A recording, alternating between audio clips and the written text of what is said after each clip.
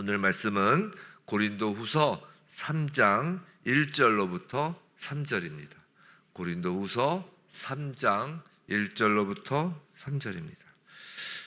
우리 한 목소리로 함께 읽도록 하겠습니다. 시작. 우리가 다시 자천하기를 시작하겠느냐? 우리가 어찌 어떤 사람처럼 추천서를 너희에게 붙이거나 혹은 너희에게 받거나 할 필요가 있느냐? 너희는 우리의 편지라 우리 마음에 썼고 무사람이 알고 읽는 바라.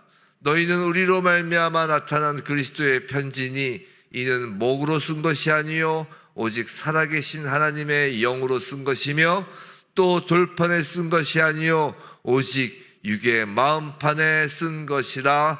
아멘. 이 아침에 성령이 쓰시는 그리스도의 살아있는 편지라라는 제목으로 오늘 고린도후서 3장 1절로부터 3절 말씀을 받을 때 정말 저와 여러분 모두가 그리스도의 편지, 성령으로 쓰여지는 그리스도의 살아있는 편지 되는 인생 되기를 주님의 이름으로 축원합니다. 지난 시간에는 그리스도의 향기에 대하여 말씀을 우리가 받았죠. 오늘은 그리스도의 편지라고 합니다. 이 고린도후서는 의외로 우리가 잘 알고 있는 아름다운 어휘, 아름다운 구절들이 참 많아요. 우리가 익히 잘 알고 있는 어떤 구절들이 참 많은데 오늘 그리스도의 편지라는 이 구절도 참 아름다운 어휘죠. 아름다운 구절입니다. 그런데 제가 이렇게 이 아침에 이렇게 보니까 우리가 또 우리의 우리로 우리라고 하죠.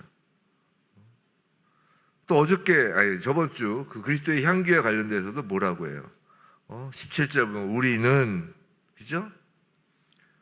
또 15절 우리는 이렇게 돼 있고 14절도 우리를 이렇게 돼요.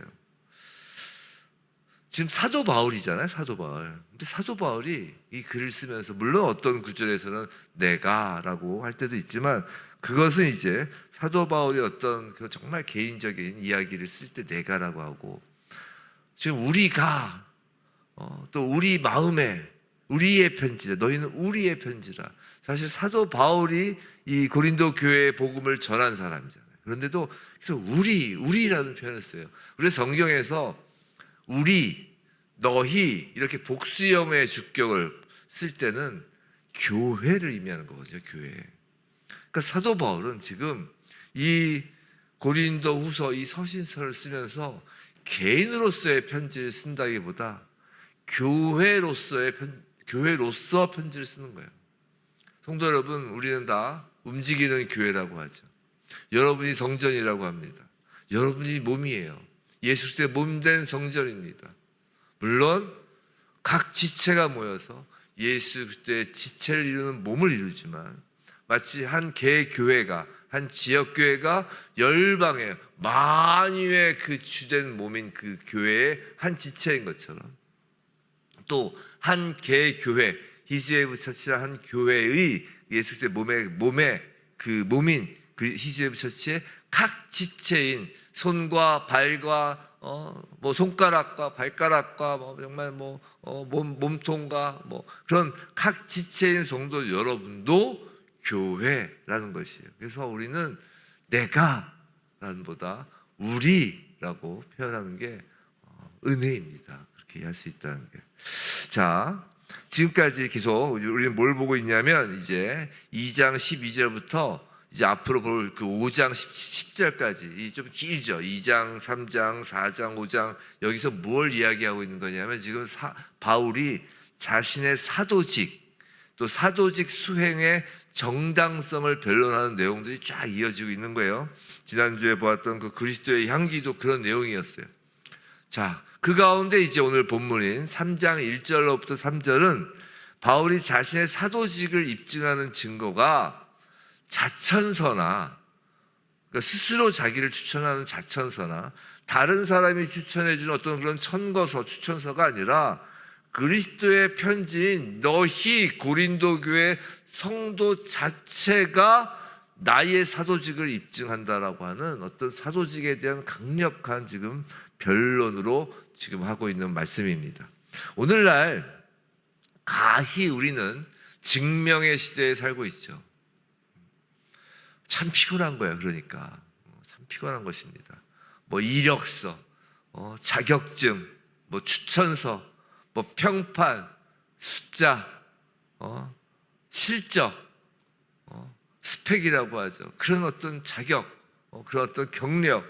요새 또 SNS 그런 거가 발달해서 이 핸드폰 이게 발달해서 팔로우 수가 그 사람의 어떤 그 팔로우를 올리는 게시자의 가치를 평가하고 있어요.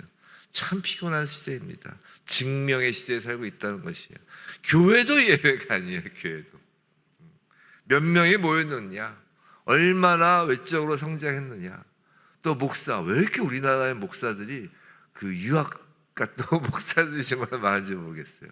뭐 미국 유학도 모자라서 뭐 독일 유학, 뭐 어느 유학, 그 박사 하나 외국 유학 가서 외국 신학대학원에 박사학위 하나 없으면 야 정말 목사 명함 내면 어려운 시대죠.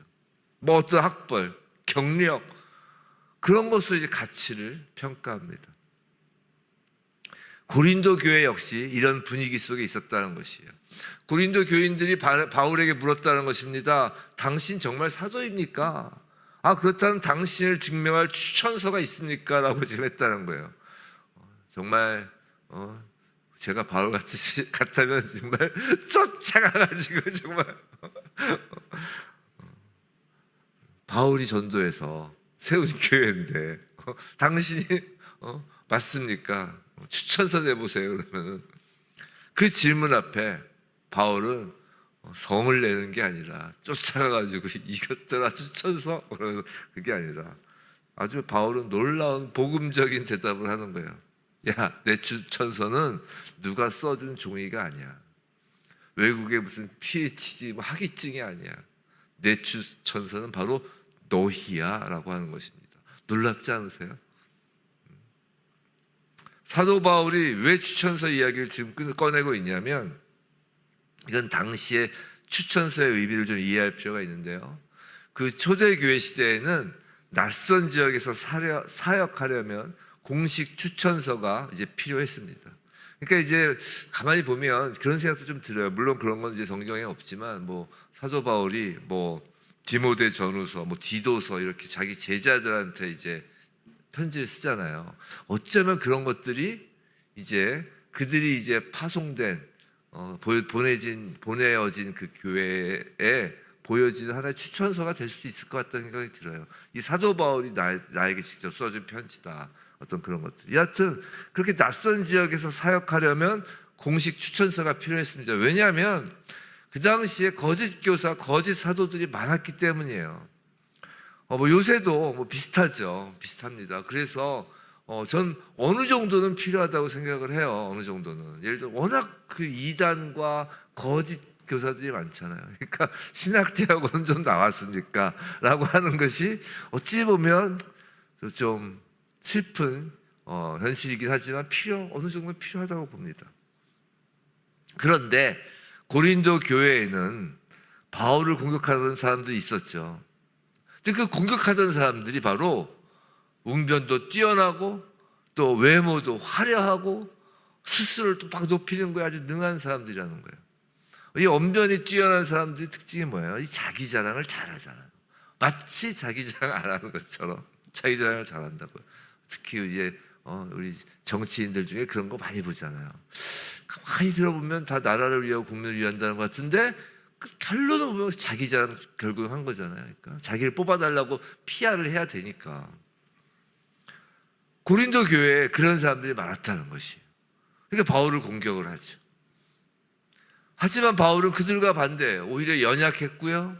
고난이 많았고 이 사도 바울은 이 말도 어눌해요. 자기 자랑을 하지 못하는 거예요. 그래서 사람들은 바울을 의심한 것이에요. 그런 사람들에게 지금 사도 바울이 말하는 거예요. 1절 우리가 다시 자천하기를 시작하겠느냐 반문하는 것이죠. 그러니까 우리가 성경 읽을 때 이게 반문인지 아니면 퀘션인지 피어리든지를 잘 생각해야 돼요. 읽어보면 대충 알죠. 이런 건 다 퀘션이죠. 반문하는 거예요. 야, 우리가 다시 자천하기를 시작하겠느냐? 지금 우리라고 하지만 표현을 이제 교회로서 표현하는 거지만 지금 사도 바울 자신을 이야기하는 것이죠. 야, 내가 내 스스로 또 나를 추천해야 되겠느냐? 꼭 너희들한테? 라고 하는 거예요. 즉 자기 PR을 지금 거절하는 것입니다. 그래서 자천하다라는 말은 자기 홍보, 자기 추천이죠. 즉 자기 PR이에요. 바울은 말하는 거예요. 야, 내가 나를 증명하지 않겠다. 나는 나를 나를 증명하는 거야. 내가 말하지 않겠다. 또 어떤 사람처럼 추천서를 너에게 붙이겠느냐? 다른 사람의 인정으로 내 사역을 설명하지 않겠다라는 것이에요. 지금 이건 사도 바울이 겸손해서 하는 이야기가 아니에요. 화가 나서 이야기하는 것도 아니에요. 저 같으면 이제 화가 나서만 이야기를 하겠는데 겸손하거나 화가 나서 이야기하는 것이 아니라 신학적인 이유가 있는 거예요. 뭐냐면 자, 사도 바울의 인생은 그 사역의 인생은 거의 율법주의자와 싸워왔다고 해도 과언이 아니라고요. 그죠? 그렇잖아요. 먹는 것 같고 할례하는 것 같고 그런 거 갖고 싸우는 거예요. 우리 고린도전서를 봐서도 알지만 먹어도 되느니 마느니 뭐 할례를 받아야 되느니 아느니. 왜냐하면 그들이 사도 바울이 가서 사도 바울을 돌로 친 사람들이 대부분 누구였어요? 아니 대부분이 아니죠. 전부 누구였어요? 유대인들이 쳤잖아요. 유대인들이. 우리나라도 처음에 기독교가 들어왔을 때 기독교가 탄압하는 이유가 뭐였어요? 제사를 안 드려서 탄압하는 거 아니에요? 제사를. 자, 그런데 지금도 교회를 다닌다고 하면서 성도라고 하면서 제사상 앞에서 넙죽넙죽 절하는 건 그거 보면 그 제사 문제 때문에 순교된 우리의 선진들이 보면 정말 피를 토하실 거라는 생각이 듭니다. 여하튼 그런 율법주의, 그 형식주의와 싸워왔다고 해도 과언이 아니라고요. 유대인들에게 남아있는 율법주의는 언제나 사도 바울을 공격했잖아요. 그런데 율법 종교의 특징이 뭔지 아세요? 그건 다름 아니라 항상 외적 증거를 요구한다는 거예요. 그래서 바리새인과 서기관들 같은 율법주의자들, 예수께서 그렇게 외식하는 자들이라고 그렇게 질책하셨던 율법주의자들의 특징은 외적 증거를 요구하기 때문에 외식을 하는 거예요.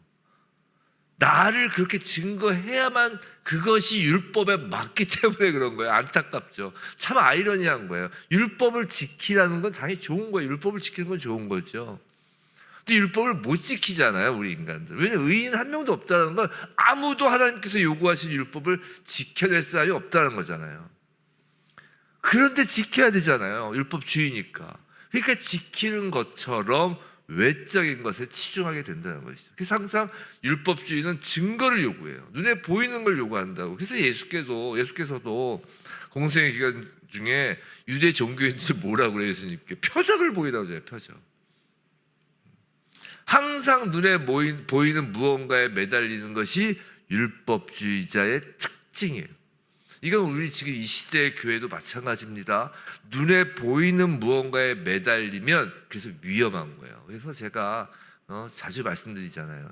눈에 보이는 신비주의에 매달리면 그 율법주의와 신비주의가 연결된다니까요. 그런데 복음은 그렇지 않다는 것이. 복음은 뭘 보이라고 그래요? 그 외적 증거가 아니라 열매를 보이라는 거예요. 예수께서 너희의 열매를 보겠다라고 하는 그 열매는 그 외식, 그 율법주의의 외적 증거가 아니라 너희 안에서 일어난 일을 보라는 거예요. 너희 안에서 일어난 일을.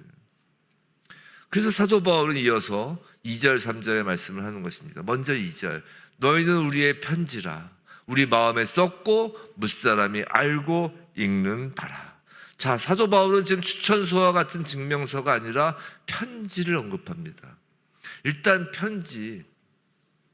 편지는 외적 증거가 아니잖아요. 우리가 누구한테 편지 받으면 그 편지를 게시판에 붙이는 사람이 어디 있어요? 그렇잖아요. 어떤 개인적으로 이렇게 편지를 주고받는 거잖아요. 근데 그 편지를 막 게시판에 붙이는 경우가 어디 있어요? 그죠? 친밀한 사이의 그 편지라면. 편지는 정보 전달 그 이상의 의미를 갖고 있잖아요. 편지는 관계라고요. 편지는 신뢰예요. 편지는 사랑의 표현이잖아요. 바울은 고린도 교회를 사역의 결과물이 아니라 그 관계의 열매, 신뢰의 열매, 사랑의 열매로 생각하는 것입니다. 그 열매가 바울의 사도직을 증명한다는 것이죠. 성도 여러분, 지금 바울이 어리석어 보이나요? 아니에요. 그는 지금 가장 확실한 증거로 자신을 변호하고 있는 것입니다. 사도 바울은 자신이 진실된 하나님의 사도라는 것을 증거하기 위해서 지금 누구를 보이고 있어요? 다름 아니라 고린도 교회 성도 그 자신을 그 자체를 보이고 있는 거잖아요. 즉 그가 복음 전도 사역을 행함으로 거둔 열매라는 것이에요. 그 열매를 보이는 거예요. 그는 지금 자신의 신앙을 의심하고 있는 그 고린도 교회 성도들에게 그렇다면 너희 자신을 보라는 거예요. 내가 진정으로 이방인의 사도로서 순종함이 없었다면 지금 너희가 그런 이야기하는 너희 자체가 있지 않았을 것이다라고 변호하고 있는 거라고. 이보다 더 확실하고 이보다 더 고린도 교인들 사도 바울에게 사도직의 추천서를 내놓으라고 하는 그 고린도 교인들을 당황시키는 증거가 어디 있겠냐는 거예요. 성도 여러분, 복음의 그 전도 열매는 우리가 성도임을 확증하는 증거예요. 이건 사도 바울에게만 해당되는 것이 아닙니다. 사도 바울이 뭐라고 그랬다고요? 우리는 이라고 했다고. 우리는 지금 나만의 문제가 아니라는 거예요. 나만 그런 것이 아니라는 거예요. 우리는 교회 성도라면 다 사도 바울 같은 위치에서 이 하나님의 말씀을 받게 된다는 것이에요. 복음 전도의 열매는 단지 사도 바울만의 사도직을 증명하는 증거가 아니라 복음 전도의 열매는 사도 바울이 우리라고 칭하는 이 열방의 교회에 속한 성도라면 성도임을 확증하는 증거라는 것이에요. 생각해 보세요. 성도가 아닌데 어떻게 전도를 할 수 있겠어요? 세상 사람들이 전도하겠어요? 또 진실된 성도가 아닌데 어찌 열매가 있겠습니까? 소위 말하는 나일론 성도가 어떻게 열매를 맺겠냐는 것이에요. 성도 여러분, 오직 성도만이 복음을 전할 수 있고 그 복음의 열매로 인해 우리는 다시금 또 우리가 진실한 성도임을 확증하는 기쁨을 누리게 되는 것이에요. 왜 신앙생활이 매너리즘에 빠집니까? 왜 신앙생활이 기쁘지가 않아요? 이 기쁨의 선순환의 비밀을 모르기 때문이에요. 아니, 알아도 행하지 않기 때문이에요. 솔직히 저 목사도 제일 정말 기쁠 때가 언제인 줄 아세요? 설교할 때가 기쁠 것 같으세요? 물론 설교 기쁩니다. 기쁜데 제가 얼마 전에 우리 교회에서 또 결신을 했잖아요. 이렇게 새가족반하고 이 세례반 교육하고 이럴 때 특별히 교회를 처음 나오는 성도나 교회를 나가더라도 어떤 신앙적인 경험이 없고 어떤 그런 분들에게 이게 새가족 이렇게 교육을 이렇게 하다 보면 사실 새가족 교육이라는 게 큰 교회나 작은 교회나 다 비슷비슷하잖아요. 근데 교제는 비슷비슷해도 이 성령의 운행함이 달라요. 그런 교육을 하다 보면. 근데 그 결신을 딱 할 때 그 결신을 이렇게 딱 받는 그 순간에, 결신하는 그걸 보는 순간에 정말 그때만큼 기쁜 것이 없어요. 이 복음을 전해 보고 결신 기도할 때 옆에 있어 봐야 그 기쁨을 아는데, 그 그리스도인의 기쁨은 그거거든요. 그 복음의 열매로 인하여 정말 다시금 우리가 성도의 확증하는 기쁨을 누리는 저와 여러분이길 원합니다.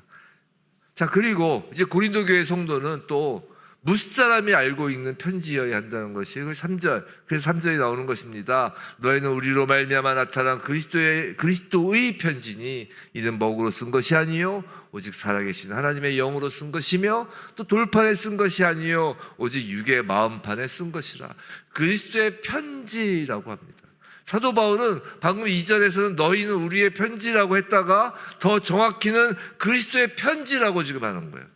성도 여러분, 복음을 전하는 일의 주체는 사람이 아니에요. 모든 영광은 그리스도께 속하는 것이에요. 오늘 본문에서 우리는 교회의 정체성을 다시 한번 확인합니다. 또 교회뿐만 아니라 교회 성도의 정체성을 다시 한번 확인해요. 자, 교회는요, 건물이 아니에요. 교회는요, 프로그램도 아니에요. 교회는 그리스도를 세상에 보여주는 살아있는 편지라는 것이에요.